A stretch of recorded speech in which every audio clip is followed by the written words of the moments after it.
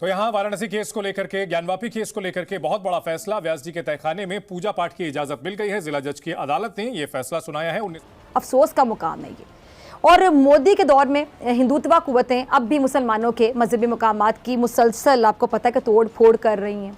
RSS की हिमायत याफ्ता BJP ने भारत में हजारों मसाजिद को मिस्मार करने और उनकी जगह मंदिर बनाने के लिए अपने निशाने पर रखी हुई है।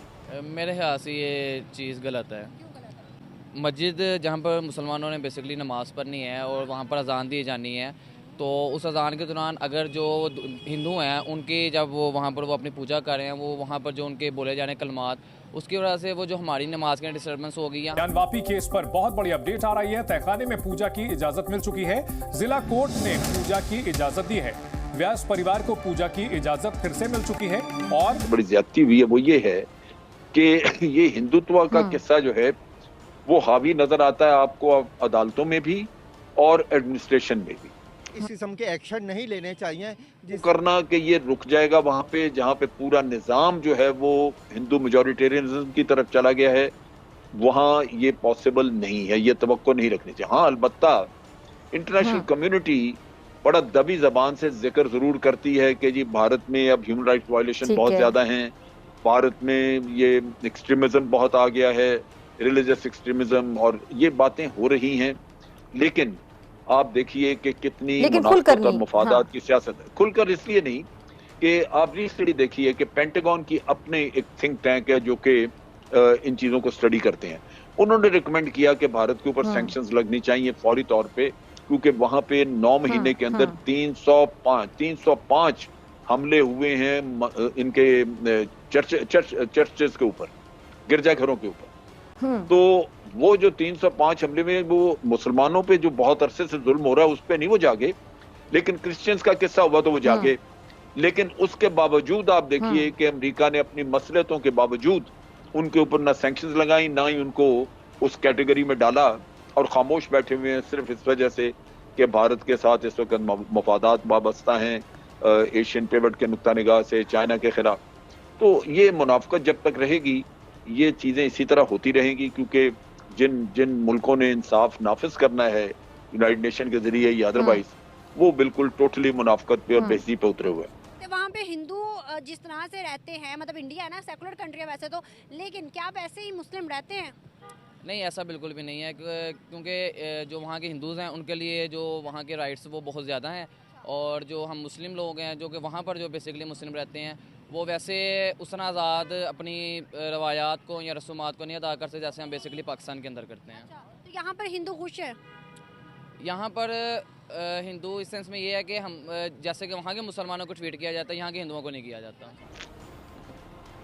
ठीक है।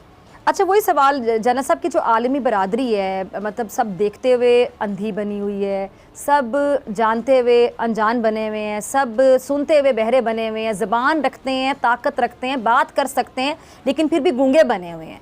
तो ये इनके तो हम कहते हैं जी मुफादात हैं जी, टेम्परेरी मुफादात जो हैं वो इंसानियत पे भारी हैं। तो मुफादात तो हमेशा रहेंगे, अगर इनके मुफादात रहेंगे, इंटरेस्ट रहेंगे, तो हमेशा ही इस तरह का सिलसिला चलता रहेगा। सिर्फ पाकिस्तान आवाज़ उठाता रहेगा, और किस हद तक पाकिस्तान का आवाज़ उठाना इन मजलूमों पर जिन पे जुल्म के पहाड़ तोड़े जा रहे हैं उनके लिए फ़ायदा मंद साबित हो सकता है, खासतौर पर अगर मैं कश्मीर की भी बात करूँ। देखिए, बात यह है कि पाकिस्तान का आवाज़ उठाना पाकिस्तान की जिम्मेदारी है। अगर इंटरनेशनल कम्युनिटी मुनाफकत करे तो इसका ये मतलब नहीं कि पाकिस्तान चुप कर जाए। हमें तो अपना फर्ज पूरा करना है, और वो इस किस्म के एक्शन नहीं लेने चाहिए जिससे हम अपने इस्लाम को जितना फैलाएंगे, जितना दरूद पढ़ेंगे, जितनी नमाज़ें पढ़ेंगे, जितने अज़कार करेंगे, उतना ही हमें सवाब मिलेगा। इस्लाम का हमें दर्स ही यही देता है कि हम उसकी प्रीचिंग करें, उसे फैलाएं, उसके ऊपर अमल करें, 5 वक्त की नमाज़ें पढ़ें। आप समझते हैं कि सऊदी इंडिया या अमेरिका के स्कंजे में है और वो जो कहेंगे ये मानेंगे? हाँ जी, हो तो यही कुछ रहा है कि इस किस्म के एक्शंस जो हो रहे हैं जो खिलाफ इस्लाम है, खिलाफ कानून है, इस्लामी कानून के मुताबिक नहीं है, हमारे हजूर सल्लल्लाहु अलैहि वसल्लम की प्रीचिंग से मुताबिक नहीं है, तो इनको कंडेम भी किया जा सकता है। क्यों इंडिया के साथ ताल्लुकात बढ़ाए जा रहे हैं, क्या वजूहात आपको लगती है? इंडिया एक बड़ा पाकिस्तान से 10 टाइम्स बिगर कंट्री है, उसके मईशत बहुत मजबूत है। पाकिस्तान में कोई डेमोक्रेसी नाम की चीज़ नहीं है, मईशत की हालत बुरी है, हम लोग आपस में सियासत में उलझे रहते हैं और मुख्तलिफ वजूहात हैं कि ज़र मुबादला के ज़खायर कम है, हर चीज़ महंगी है। पाकिस्तान वो इन्फ्लुएंस कायम नहीं कर सकता जो इंडिया कर सकता है। India is a big power. Sir अगर इंडिया इतना ही अच्छा चल रहा है तो आपको नहीं लगता हमें भी ताल्लुकात बेहतर कर लेने चाहिए?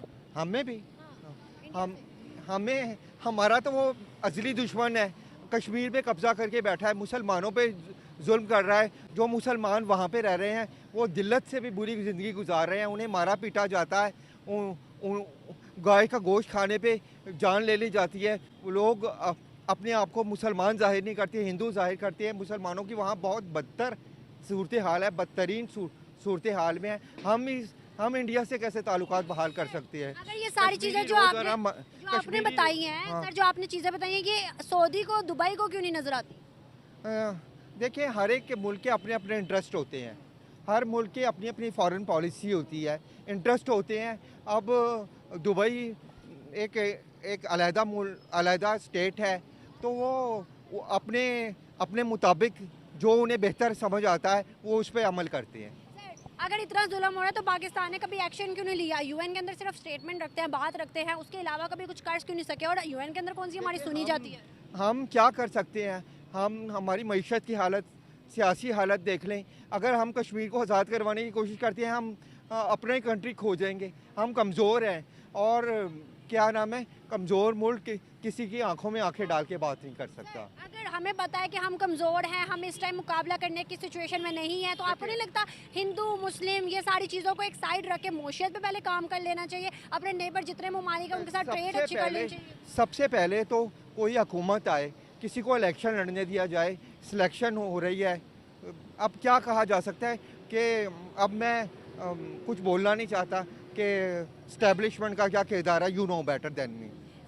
अगर ऐसी सिचुएशन रही तो कभी अगर इंडिया का इन्फ्लुएंसर आ गया, जैसे कि हम देखते हैं कि अमेरिका इस टाइम गालिब है, पाकिस्तान मजीद सारे ममालिक पे सैंक्शंस लगाता है, इस तरह से अगर इंडिया बड़ा रूल करने लग गया तो पाकिस्तान के साथ क्या मतलब बनेगा, क्या फ्यूचर हो? नहीं, पाकिस्तान में हमारा जज्बा ईमानी है। हम फिर भी अगर इंडिया हमला करता है तो हम एक कौम है। सबसे बड़ी ज्यादती हुई है वो ये है कि ये हिंदुत्व का किस्सा जो है वो हावी नजर आता है आपको अदालतों में भी और एडमिनिस्ट्रेशन में भी। जो पुलिस है आपकी या जो तहकीकाती अदारे हैं वहां पे, नतीजा ये हुआ कि बाबरी मस्जिद के इशू के अलावा जितने भी केसेस थे बड़े सीरियस नेचर के, जैसे गुजरात के 2000 लोगों जो मुसलमान कत्ल हुए वहां पे, या समझौता एक्सप्रेस का था किस्सा, या आप देख लीजिए कि ये रिसेंटली जो लिंचिंग हुई मुसलमानों की वहां पे गौरक्षा के नाम पे, उनमें तमाम लोगों को बरी कर छोड़ दिया गया।